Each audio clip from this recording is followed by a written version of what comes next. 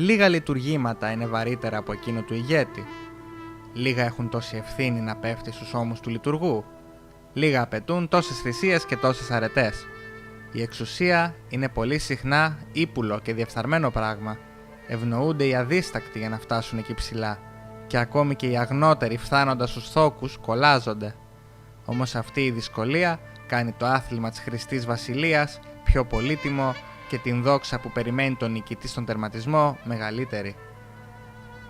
Η Ανατολική Βασιλεία των Ρωμαίων γνώρισε δεκάδες αυτοκράτορες.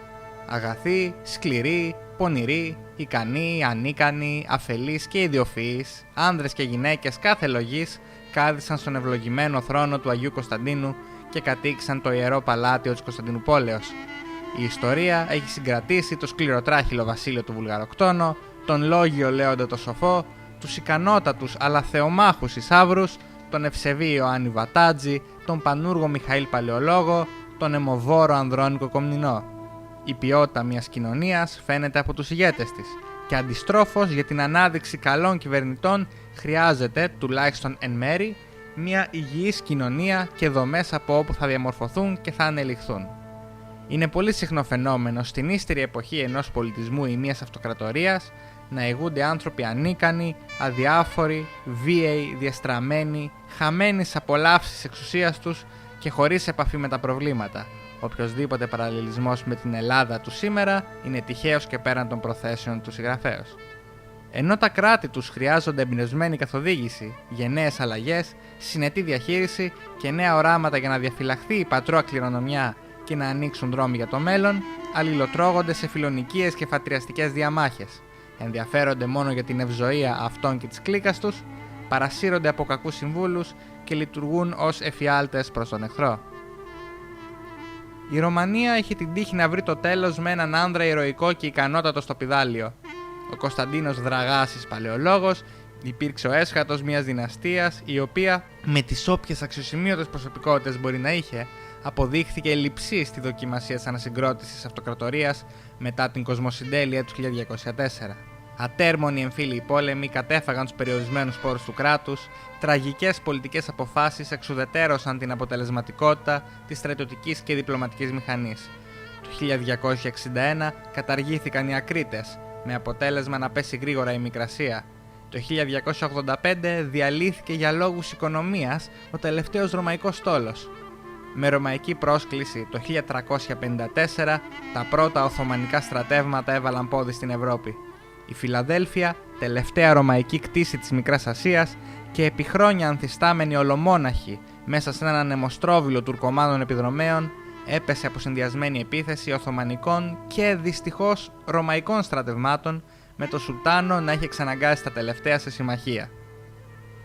Πριν από τον Κωνσταντίνο, ο αδελφός του Ιωάννης ο 8ος και ο πατέρας τους, Μανουήλ ο 2ος, είχαν και εκείνοι καταβάλει φιλότιμες προσπάθειες για να σώσουν οτιδήποτε αν σώζεται, παίζοντας κάθε διπλωματικό χαρτί για να επιβραδύνουν την τουρκική προέλαση και να εξασφαλίσουν βοήθεια από τη Δύση.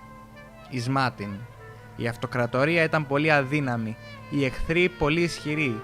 Η Δύση, με εξαίρεση κάποιους πάπες και ηγεμόνες, απρόθυμοι ή υπερβολικά διχασμένοι για να βοηθήσει. Οι επίμονες παπικές απαιτήσεις για υποταγή της Ορθοδόξου Εκκλησίας είχαν ξεσηκώσει θύελλα αντιδράσεων και είχαν διαιρέσει οδυνηρά το λαό, ο οποίος βρισκόταν στην τραγική θέση να πρέπει να σκεφτεί ποιος από τους δύο βάναυσους κατακτητές θα ήταν προτιμότερος. Τι μπορούσε λοιπόν να κάνει ο Κωνσταντίνος? Η κατά κοινή ομολογία σημαντικές ικανότητές του δεν θα μπορούσαν να αξιοποιηθούν στο έπακρο με ένα κράτος σε κατάσταση πλήρους αποσύνθεσης. Οργάνωσε την άμυνα της πόλης, επισκέβασε τα τείχη της, μάζεψε προμήθειες. Με τον ηρωισμό του πολεμιστή και τη δεινότητα του στρατιωτικού ηγείτορος υπερασπίστηκε τα τείχη της βασιλεύουσας μέχρι το τέλος. Έπεσε πολεμώντας ανάμεσα στα νεκρά σώματα των Ρωμαίων και Ιταλών συμπολεμιστών του, χτυπημένος από τα ξύφη των Αγαρινών. Κι όμως ο τελευταίος βασιλιάς έκανε ό,τι καλύτερο μπορούσε σε εκείνες τις καταστάσεις. Η στάση του υπήρξε ιδανική όσον αφορά τη θέση του, το αξίωμά του και το ιστορικό του καθήκον. Έχει πολύ σωστά υποθεί πως ο Κωνσταντίνος με τη θυσία του έσωσε την ψυχή της Ρωμιοσύνης και της έδωσε την ελπίδα να συνεχίσει να μάχεται και να υπομένει τον Οθωμανικό ζυγό. Αν είχε παραδοθεί όπως γενναιόδωρα του προσέφερε ο Μωάμεθ, η Ρωμανία θα είχε σβήσει άδοξα και η βασίλισσα των πόλεων θα είχε καταληφθεί με σκυμμένο το κεφάλι. Η αποδοχή της κατάκτησης οδηγεί στην αφομοίωση και τον αφανισμό. Η διατήρηση όμως, η συλλογική μνήμη του γένους, του βασιλέως του να πεθαίνει προτού σκύψει στον κατακτητή, του ανυπότακτου αυτοκράτορα που δεν χάθηκε, απλά κοιμάται και περιμένει την άγια ώρα που θα γερθεί, κρατά την ελπίδα ζωντανή. Ποιος είπε ότι η αξία του μύθου ή της προφητείας έγκυται μονάχα στην κυριολεκτική ακριβιά της? Ο Κωνσταντίνος θυσιάστηκε ως πρώτος πολίτης, πρίγκεψ, της πόλεως των πόλεων, της αυτοκρατορικής πρωτεύουσας που με τα κάλλη της γοήτευσε για μία χιλιετία την οικουμένη. Σαν στρατηγός, Ρωμαίος Ιμπεράτορ, οδήγησε αυτοπροσώπως στο στρατό του στη μάχη και σκοτώθηκε στην πρώτη γραμμή.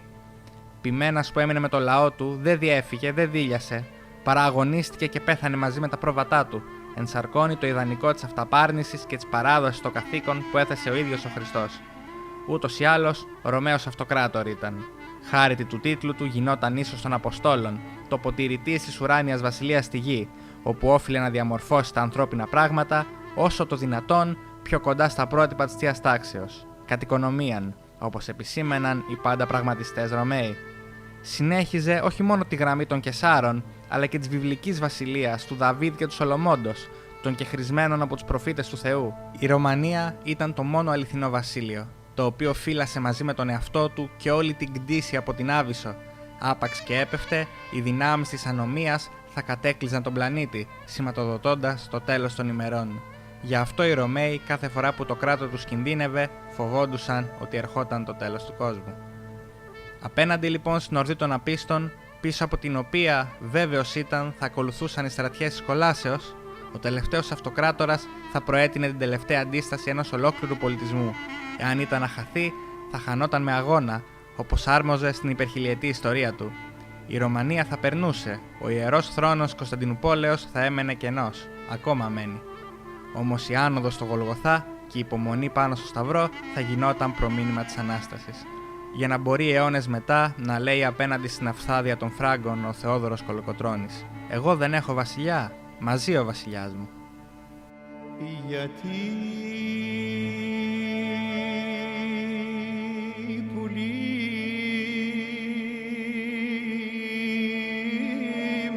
δεν γελά,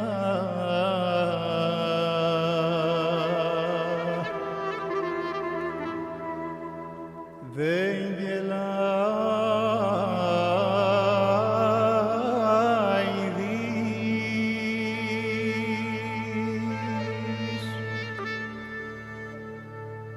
Πώς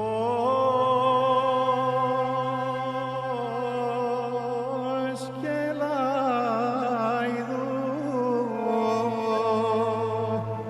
ούσες